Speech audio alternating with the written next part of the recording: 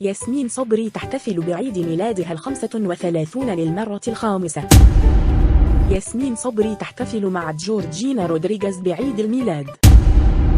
ياسمين تشبه أمل بوشوشة. مرحبا بكم في قناة فن ومشاهير. أثارت ياسمين صبري حالة من الجدل حينما نشرت صورة على إنستغرام كتبت عليها عيد ميلاد الخامس. عيد ميلادها مر عليه أسبوع. حسابيا، هل كل يوم تحتفل بعيد الميلاد؟ لماذا لم تنزل كل الاحتفالات؟ هل أرادت أن تثير الجدل؟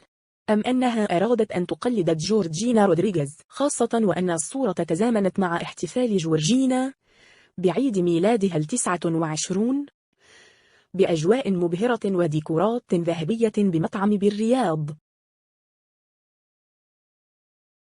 وظهرت جورجينا في مقطع فيديو متداول على مواقع التواصل الاجتماعي وهي تصل إلى مكان الحفل الذي أقامه كريستيانو لها احتفالا بعيد ميلادها.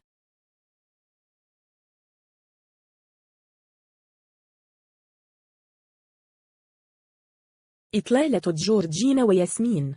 الإطلالتين جميلتين. فستان ياسمين فستان أسود أنيق أبرز رشاقتها وجمال جسمها، أما الشعر وميكاب رائعين. هل أصبحت ياسمين تشبه أمل بوشوشة كثير بتشبهها بهذه الصورة؟ أما عن إطلالة جورجينا، إطلالة كلها أبيض فابيض، شعرها الأسود زاد من جمال الإطلالة. الإطلالة ككل جميلة ومناسبة للحفل.